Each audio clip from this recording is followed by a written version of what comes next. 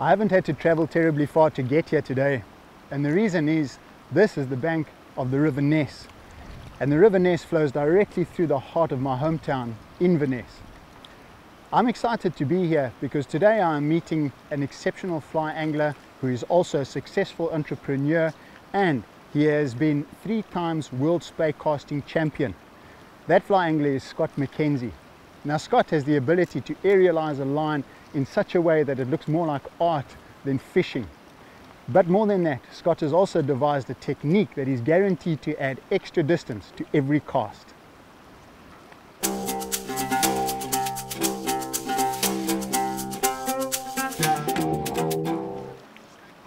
Scott, I'm very excited to be here on the water with you eventually. Nice that we could get it arranged. Good, so today you're going to show us your techniques and explain how and why you would use them. Yeah, we're going to run through styles of casting called spey casting. Yes. Which was invented on the River Spey well over 150 years ago. But although spey casting was invented on the River Spey, it's fair to say that it actually grew up on the River Ness, and it was kind of perfected at a very, very high level down the association water with some very famous casters like Alexander Grant, who set the first ever world record spey cast on the Ness in 1895.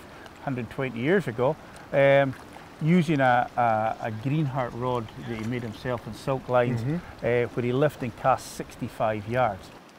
So here's a single spey cast. We're up, we're round, anchor point, D-loop, flexing the rod back in the centre of body.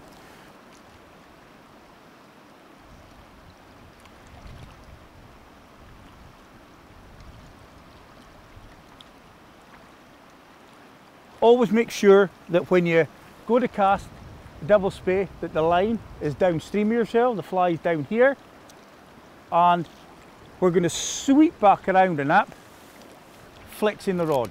Okay, simple as that.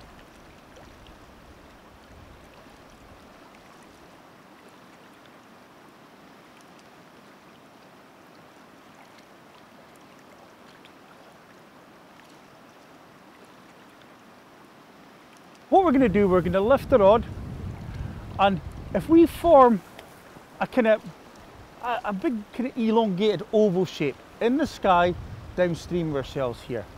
So what we're going to do, we're going to lift and we're going to follow that shape with the tip of the rod in towards the bank, throw out, back up to your casting position.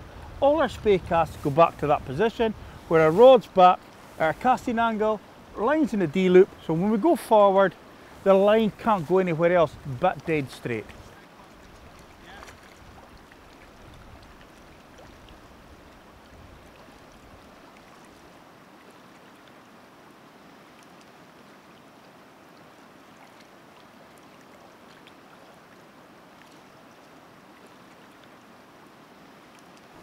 Wow, that's beautiful, Scott. Oh, well. Obviously looks a lot easier when you know exactly what you're doing. Something like that. Beautiful. Well, for me now, obviously starting out, yeah, I was thinking of the double, but it looks a little complicated. What would you recommend? A single spey? Single spey, probably for yourself. You were doing a wee bit of double spey earlier on, so that's visually one you can see. So it's probably a little bit easier for you, just for us to do a few casts here at the moment. Would you just mind? Take a little bit of this running line in, because we're a little bit of running line out there. Yes. So just take a little bit in. Right. So we're going to come up and over, sweep back around, back up to here, creating our D-loop, anchor point, and can you pause flex once you've got the D-loop? Pause, you can pause just enough to let your D-loop form, and that's it. So we're up and over, so quite high, semicircle. No, no, you wouldn't make a very good footballer. That's not a very good semicircle. I might make a good baseball player.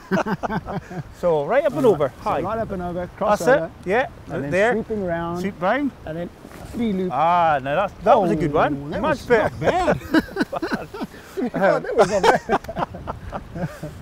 That was a cast worthy of a salmon. I hope the salmon hear you. It's odd, they never read the same textbook. No, they don't. No, notice that. All right, up and over. Yeah, up and over. There, sweep around. back around. Plenty of time, flex. Even better. I felt that. I felt it load. Scotty, thank you very much. We'll leave it at that. Yes, I leave really on a high. appreciate it. You're very welcome, my friend. You're a gentleman, sir. problem. Thank you so much. You're very, very welcome.